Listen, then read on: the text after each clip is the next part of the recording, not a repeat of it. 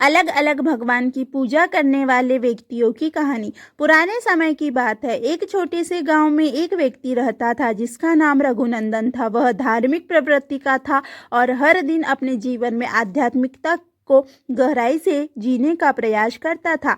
लेकिन उसकी एक विशेषता थी जो उसे गांव के अन्य लोगों से अलग बनाती थी। वह किसी एक भगवान को मानने के बजाय सभी देवी देवताओं की पूजा करता था। रघुनंदन का जन्म एक ऐसे परिवार में हुआ था जहां विभिन्न देवी देवताओं को समान रूप से पूजने की परंपरा थी। उसके पिता शिव भक्त थे और माँ दुर्गा की अनन्य उपासिका। घर में सुबह शिव आरती गूंजती और शाम को दुर्गा चालीसा का पाठ होता। उसकी दादी रामचरितमानस का पाठ करती और दादा कृष्ण भक्ति में डूबे थे। इन सभी संस्कारों ने रघुनंदन के मन में यह धारणा बना दी कि हर देवता एक ही परमात्मा के अलग अलग स्वरूप है। जैसे जैसे रघुनंदन बड़ा हुआ उसने महसूस किया कि लोग अपने अपने आराध्य देव को लेकर अलग अलग मत रखते हैं। कोई कहता शिव ही सबसे बड़े देवता है तो कोई कहता कृष्ण ही सब कुछ है। लेकिन रघुनंदन ने इस सोच को कभी नहीं अपनाया। उसके मन में यह विश्वास था कि भगवान तो एक है, बस नाम और रूप अलग अलग है।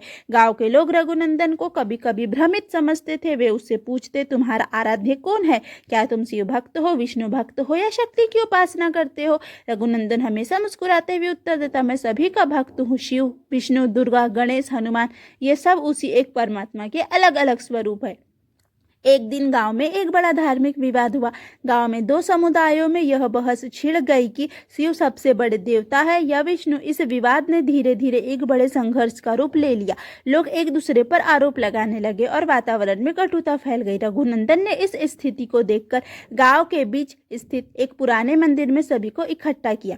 वहां उसने गांव वालों के सामने एक सरल लेकिन गहन दृष्टांत प्रस्तुत किया। रघुनंदन ने कहा, मान लीजिए एक व्यक्ति को प्यास लगी है। उसने उसके सामने पानी के 10 अलग अलग पात्र रखे हैं। क्या वह यह सोचकर पानी नहीं पिएगा कि कौन सा पात्र बेहतर है? नहीं, वह किसी भी पात्र से पानी पिएगा क्योंकि उसका उद्देश्य प्यास बुझाना है। उसी प्रकार भगवान की पूजा का उद्देश्य आत्मा की प्यास बुझाना है। शिव, विष्णु, दुर्गा ये सभी उस अमृत जल के पात्र है।